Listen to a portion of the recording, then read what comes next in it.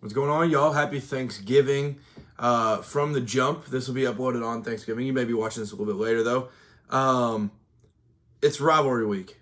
Tons of football to talk about. Tons of amazing games coming up. Head coaching moves across the country. Lane Kiffin has The Decision. LeBron, Lane Kiffin, same dude. He has that coming up. Tons of college football stuff to talk about throughout this world, but I'll mainly focus on rivalry week because it is going to be electric. But happy Thanksgiving. I hope you're enjoying NFL, college basketball, other college football games. Like, there's so many sports going on, and they're all good because a feast week for college basketball. The NFL slate is crazy. The college football slate is top tier. It's going to be amazing. But I'm going to start out with the head coaching news and the stuff going around right now. First of all, we have a hiring already. Eric Morris leaving North Texas to go to Oklahoma State. I'm excited personally as a neutral guy that's excited to watch Oklahoma State have the air raid again. The man known as the QB Whisperer, Eric Morris. Known as the QB Whisperer because of who he has groomed through his time. Patrick Mahomes, Baker Mayfield, Cam Ward, John Mateer, Chandler Morris, the list goes on. Now he has Drew Mestemaker. Drew Mestemaker has gone ballistic this year, has had an insane year, and he's also got a partner in crime that was a freshman named Caleb Hawkins, and those are the two I'm very interested to see if they jump and go with him. They're going to be leaving North Texas, but do they go follow their coach to Oklahoma State? That's going to be the interesting point of this. If they do, that's a legit team already, right off rip. There's no rebuilding anymore because of the transfer portal, NIL, all this different stuff. Stillwater will be rocking next year if those two go and follow, but they'll be getting paid wherever they go. And that's, you can hate that about college sports, but that's the reality of it now. They'll be getting paid pretty well wherever they end up going. So I'm excited about it, though. Eric Morris, he was a name that was floating around for a few different jobs. I think he might have been the favorite for the Arkansas job behind the scenes, but he jumps and takes that Oklahoma State job immediately in a conference that isn't wide open because of BYU, Texas Tech, the teams that have been consistent at the top recently, Arizona State, Utah, like some of the other teams that are up at the top, but you can get yourself in that group very, very quick, and I think he will when he's there in Stillwater. So I'm excited to see the Pokes, man. They're going to be back. They're going to be slinging it all over the field. I'm excited to see if Drew Mestemaker follows. That's going to be a fun bunch right there. And there's going to be receivers flocking the area. And I'd like to see Caleb Hawkins go with him as well. Jim Mora leaves UConn to go to Colorado State. I was genuinely disappointed. I feel like Colorado State is an upgrade. Don't get me wrong. They're going to the Pac-12. It's a better job. But I genuinely think he could have I think one of these bigger jobs should have called him. I don't know if Penn State should call him, what should happen here, but like there's jobs open that I think you should be. I think UCLA should have hired him. There's other jobs that I was like, dude, just go get it. Like he's a winner. He will win you games. Go get him. But he goes to Colorado State, so that is a massive, massive win for Colorado State, and that's going to help them as they enter into the Pac-12 and into a new era as a program. That's going to help them, have sky high thoughts going into it, where they can maybe win that conference right away and find themselves maybe getting into a playoff in the future because of winning that conference and stuff. So massive hire for Colorado State. That's where I'll leave that because I think he's a phenomenal coach. And then lastly, it hasn't happened yet. It's currently 2 a.m. I just got done watching an unhealthy amount of college basketball. That's the best way to put it.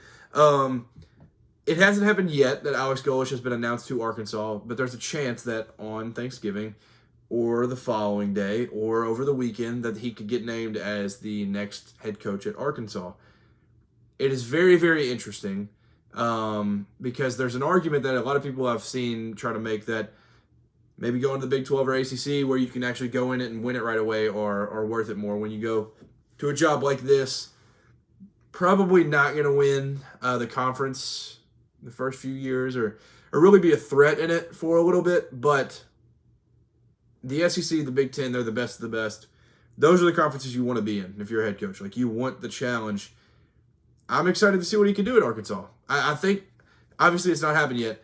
It seems like all signs are pointing to that. If it doesn't happen, then obviously none of this matters that I'm saying right now. But I think it'd be a great hire. I mean, he's very, very modern offense. He was the OC with the Hendon Hooker Tennessee team that had one of their best seasons in school history, and he's done really well at USF. The only thing, if he leaves there, I hope whoever's behind the all the camera footage, whether it's on the Bird Box, backup camera, Ring camera, if you know, you know. I hope that guy goes with him because that's like my favorite social media trend. But lastly, head coaching. Now, I'm not even really going to put any speculation to this because it seems like I've heard from I've just tried to look around, read into stuff, and I've seen from 3 different college football media personalities that there's a legit shot that Kalen DeBoer goes to Penn State. I don't know if that's I'm not trying to put that out there. That is just word of mouth from other people. It's not me. That's just what I've heard, that he just doesn't necessarily feel the most fit at Alabama. I think it'd be crazy to leave an Alabama job without being fired or something, but that's the world we live in. So I don't know if that's going to happen. But the last head coach hiring is what I mentioned in the intro, the decision. So it will be happening Saturday morning. I'm interested to see if he just does it on game day. That'd be something. But after the Egg Bowl, which I'll reference here in a minute, it's gonna happen. I personally think he stays. I think he stays at Ole Miss. But there's a legit shot that LSU is able to pull him. And I think it's funny because the majority of people think that he takes the LSU job. The second big majority of people thinks he just stays. I feel like Florida's still alive. Nobody's talking about him actually having he might go to Florida because of he already knows the area. He was coached at FAU. He had to recruit that there. He had to recruit it a little bit when he was the OC at Alabama. He would recruit that at Tennessee. He knows the area. The Southeast, he knows that state very, very well. He's even recruiting it with Ole Miss. So I think if he's in their backyard, it makes it much more likely that he's landing all those Florida kids. And I think there's a chance that Florida gets him. But I think he ultimately stays. So leave a comment of what you think ends up happening with Lane and what happens with this whole scenario of the decision that's going to happen on Saturday morning. I'm excited for it though. I mean, it's very, very Lane to have this much drama and everything, but that's what we love about Lane. That's why I love the man. So I'm excited for it. But yeah, leave your comment on where you think he's going to end up going and just your prediction entirely. Now, on to rivalry week. There are so many phenomenal football games that we're about to watch. And I know this happens every year, and I'm prisoner of the moment every single year. But this is just amazing. And the fact that as a college sports fan, I can go from Feast Week to Rivalry Week, this is unbelievable. But the slate is next level. So I do usually on Thanksgiving being able to watch the Egg Bowl. This year, that's not happening. It's the next day at noon. Ole Miss going to Stark Vegas, going to Mississippi State, as a 7.5-point favorite on the road. I mean, it's noon, but those cowbells are going to be rocking. That place is going to be juiced. That's a big line. I think there's going to be a lot of points in this game. I think it's going to go back and forth. Mississippi State's coming off of a bye. I mean, this game, there's a lot of history here. And I think Mississippi State's definitely just live in this one. With all the drama and everything with Lane, I know players will try to tell you that they're not super involved with it and it's not getting in their head at all. But I feel like there's always gonna be something in the back of their mind where it's man, I wonder what Lane is gonna do because it's the next morning. It's gonna be crazy. But that game is gonna be awesome. That's noon on Friday. The noon triple header is unbelievable this year. 3:30. Clean, old-fashioned hate. Georgia Tech. This one's actually neutral. It was played in Athens last year, and it would usually rotate between Bobby Dodd and Sanford. Now it's in Mercedes-Benz. So essentially Georgia Tech home game because it's the same city. But Georgia's going in there. That's Georgia's second home. They've won a whole lot in there. They beat Oregon in there. They beat Clemson in there. They've won all these games in Mercedes. I definitely think it continues. They're a 2-touchdown favorite. Number 4 Georgia versus number 23 Georgia Tech. I I think there's a lot of last year there was some overlooking being done by Georgia, not on purpose, but like they weren't ranked. I think they were like 7. They might have been, yeah, they might have been like 7-4 going into that because I think they went 7-5 last year. But now they're 9-2 with a number by their name. I don't think there's gonna be any overlooking. And Georgia, all year I wanted them to show us their full form, and we've seen that recently, and I think that's gonna be kind of the trend of it. So I think Georgia rolls in this one. Then the night one, Texas A&M, Texas, Lone Star Showdown. 7:30 on Friday, number 3 Texas A&M headed to Austin to number 16 Texas. A Texas team that has had their savior, Arch Manning, continue to look better week by week, game by game. Every single game out, he's continuing to look better and better. You can argue he's played some bad defenses, whatever you want to say. He has looked better nonetheless. A&M is a 1.5-point favorite on the road in a game that I don't know a ton of fans of either fan base, but you can feel as a neutral outsider there's an inferiority thing where there's some ownership being done.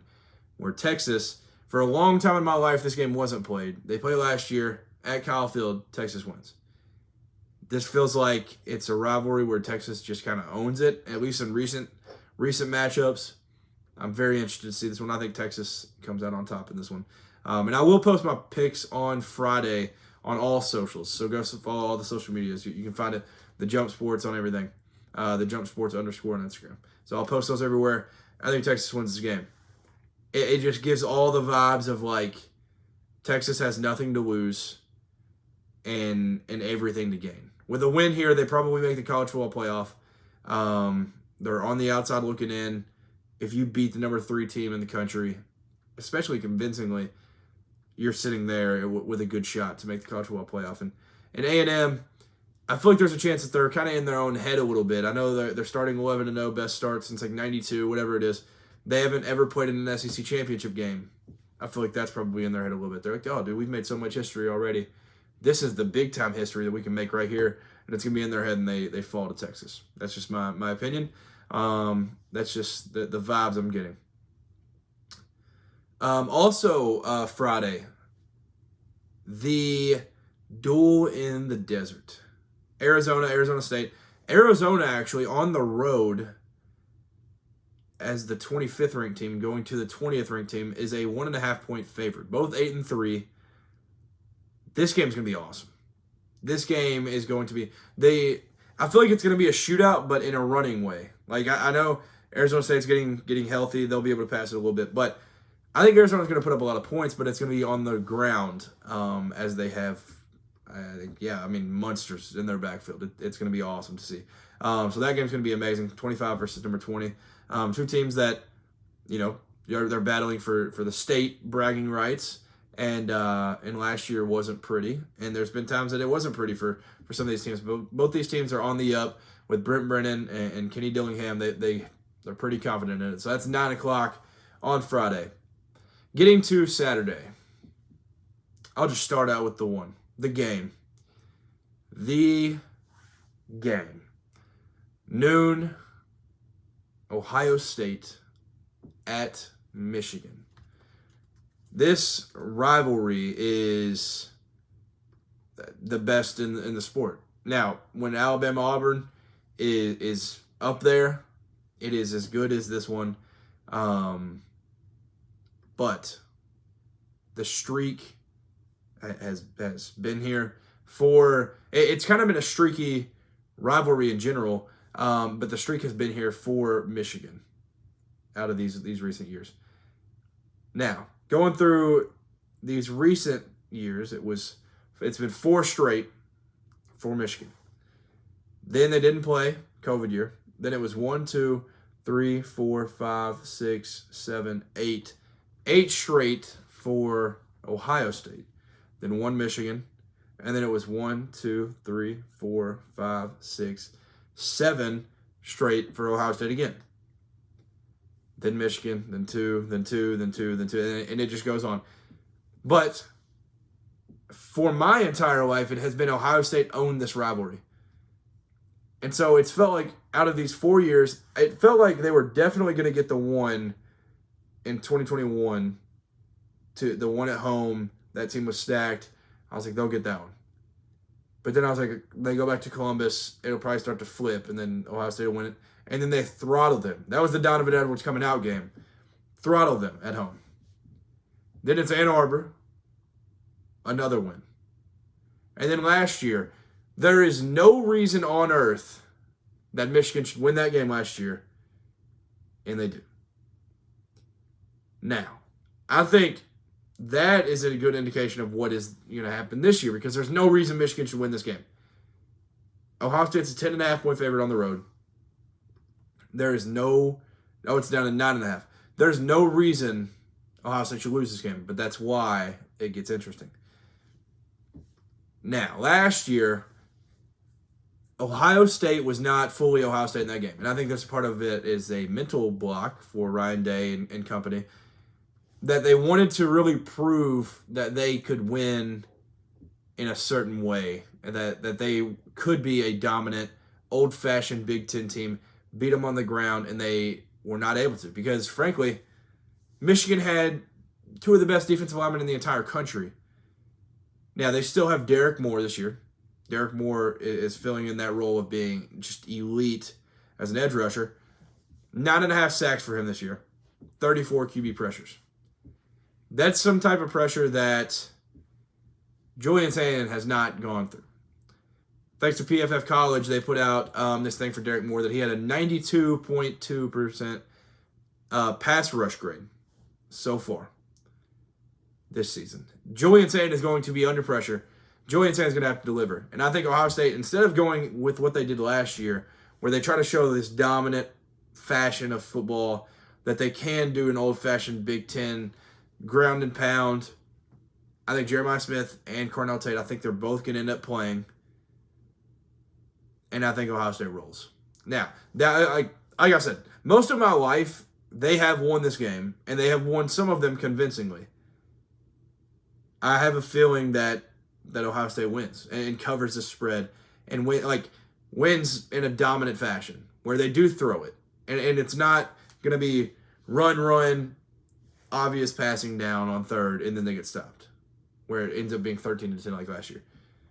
I think this game's going to go over what the over-under is at 43.5.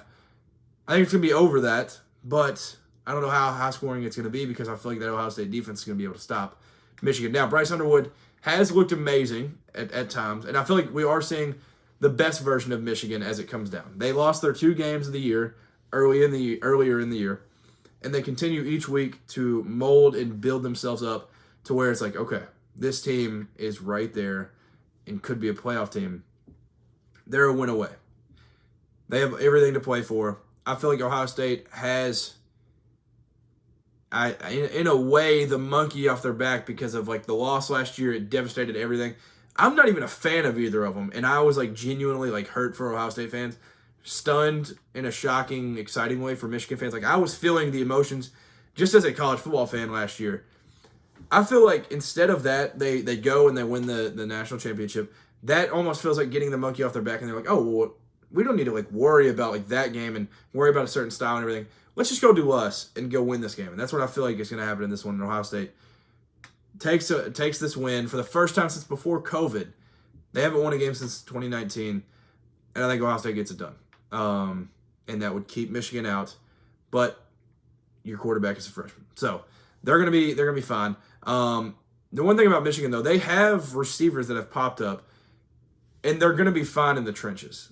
Their run game is gonna be good. And I think what helps me even more confidently say Ohio State's going to win this game comfortably is that there is Bo Jackson, the freshman running back. He's been good, but nobody else really has been. C.J. Donaldson's not been super impressive that I was hoping he would end up being. Last year they had a two-headed monster that was genuinely crazy that they have on the same team. They didn't really perform super great in the game because they were being forced the ball and they don't really have the run option this year of being all right, let's just force feed these guys. They're good enough to run through. They're going to have to throw it. Max Clare, one of the best tight ends in the country. Jeremiah Smith, the best player in the country. Cornell Tate, one of the best receivers in the country. I feel like they're going to win this game comfortably. because they don't feel the need of having to run it in this one. So I think the Buckeyes cover that spread and win in a comfortable way in this one on Saturday. Miami at Pittsburgh. Miami's a 6.5-point favorite. Pittsburgh messed up Georgia Tech's dreams last week, and I think they might do it again. Miami, only a 6.5-point favorite, going up there where it's going to be a little chilly. Number 12, Miami. They are in the playoff if it ends today. But I think Pittsburgh might knock them out. That's just off the vibes of this conference has made absolutely zero sense all year. And I think it might continue. So that game's going to be awesome. That's not a rivalry, in my opinion, compared to what these other ones are. But even on rivalry week, we have some good games that aren't necessarily rivalries, but very, very important nonetheless. An old-fashioned rivalry that used to be in different conferences. Oregon and Washington now in the Big Ten. Number 6 Oregon going to Washington. And I'm a little bit worried because, last week we were like, all right, yeah, they got USC. We'll see what happens. If they can beat USC, they're good. They'll cruise. But then Washington's sitting right there. And Washington has been scary all year. They've got to get healthy. That's going to be the biggest thing. And I'm not fully aware of what their entire roster looks like as of right now, but I still think, even without certain guys, Washington is still very much alive in this game. 6.5-point spread. Dan Lanning, the first couple of years at Oregon, he could not get that Washington monkey off his back. It was Kalen DeBoer beating him, but it was the thing. He could not beat Washington. Seeing that purple over there, it's going to be very, very interesting. And I think Oregon gets out alive, but I think that Washington has a chance to cover that spread and make this one very, very interesting, because this is another one where they really have nothing to lose. And they can just kind of play spoiler and maybe knock the Ducks out of the playoff. LSU at Oklahoma. This game is going to be so low scoring. It's at that 3:30 slate. Luckily, there's some other really, really good matchups at that time slot. Oklahoma needs to roll. It's a 10.5-point favorite. They need to dominate, and that gets them. They're not going to be in the SEC championship, but that gets them shoe into the playoff. A win gets them into the playoff, but I think you can gain some confidence, and your offense needs to catch up with where your defense is, because your defense is a national championship defense. Your offense is a little bit behind. You need to get a good feel-good win, get this offense back rolling. And your defense should probably maybe pitch a shutout because of how bad the LSU offense has been. Only hanging 13 on Western Kentucky last week and not really being able to score all season long. So maybe try to go pitch a shutout. Like this is a good feel-good win, should be, for Oklahoma. Also at 3:30, Vanderbilt, number 14 at number 19, Tennessee. Tennessee's a 2.5-point favorite. This feels like the freest game pick of all time. Tennessee's going to win. I just don't see a world where Vanderbilt walks, where Diego Pavia's mom strolls into Rocky Top and goes into Neyland Stadium and gets out with a win. I don't see it happening. I think there's going to be a lot of points in this one, but I feel like Tennessee probably wins comfortably, and I think they definitely cover 2.5. I don't see Diego doing enough. Diego, I mean, he's gonna get his yards. He's gonna put up points because of this Tennessee defense not being very good. But that Tennessee offense is gonna be clicking. Like, there's still times throughout this year that you could see that Tennessee offense clicking against really, really good teams. They're gonna be fine. Now, Tennessee, this is another one. Spoiler: they're not gonna get in the playoff, but they have a chance to ruin their rival in a spot that they've never really experienced before. They don't know what this is like. And they have a chance to absolutely end that once and for all, and it's gonna be fun. It feels like it's Tennessee lock to win that though. The Iron Bowl, Alabama in Jordan-Hare at night, 6.5-point favorite. I can't wait for this one. This game is going to be awesome. 6.5 is such a tough one because Auburn all year they might be the best 5-6 team in the country. Which I'm a Kentucky fan. We're a 5-6 team. And we beat Auburn, so I think it's between one of us. But, I mean, that's a debate that real college football sickos are going to have. But Auburn is like live, but I feel like they've been live in every single game, and then they end up choking late, like where they'll be up at half or tied going into the fourth, and then they'll lose by like 10. And it's like, how in the world did that happen? I feel like that's going to happen again. Alabama's going to cover this 6.5 on the road in Jordan-Hare. But that Jordan-Hare voodoo magic, first time at night in a while.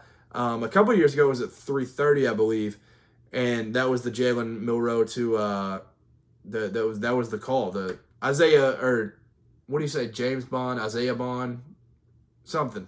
But the Isaiah Bond touchdown. That was that game. But now you get full night. It's going to get freaky. It's going to be an awesome game, though. But I do think Alabama wins and takes care of business, and they move on. And if they win this one, they go to the SEC Championship, so it's pretty important for them. The Liberty Bell. This one's, I'm just hoping, is a little bit more interesting than what the game line tells us. 21.5 is the line. USC is a favorite. It's in the Los Angeles Coliseum. UCLA going there. I'm just hoping that it's a little bit better than what I'm thinking. Same with this one, Notre Dame at Stanford. I feel like Notre Dame might, like last week, I feel like you could kind of see it a little bit, that they're pumping the Jeremiah Love numbers up, and they're just trying to run it. I feel like they're going to win by like 50 because of that. And then the last one I want to mention, which this one's at noon, I just want to mention this because if you are like me and you're a Kentucky fan or you're a Louisville fan, whatever, the Governor's Cup at noon on Saturday, it's going to be buried into that noon slot. Like, obviously, nobody's watching that. If you're a neutral fan, you're not watching that over the game. You're not watching that over Miami and Pittsburgh. There's some other good games. But the Governor's Cup, Kentucky-Louisville, it's at Louisville.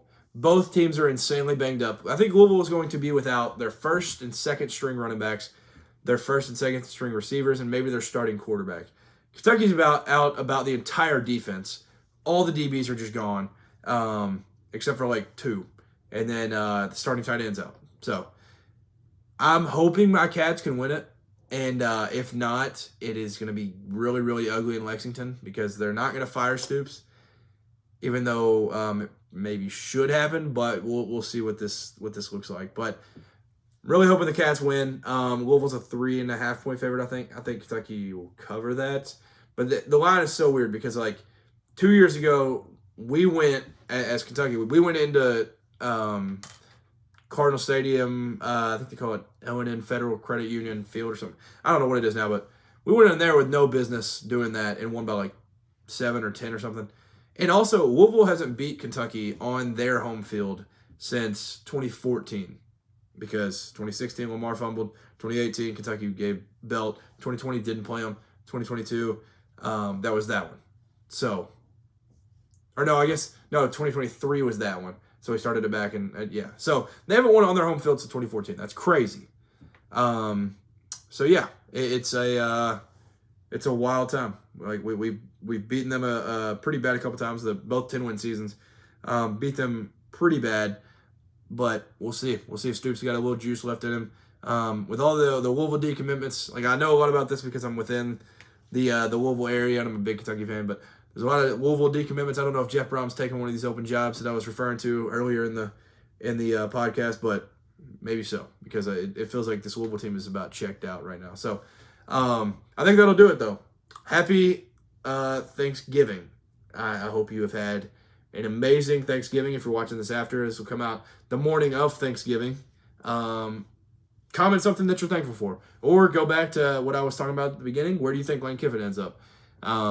I'm very thankful for college football. I know that. I'm thankful for every one of you that tuned in to listen to this. And I'm excited for Rivalry Week.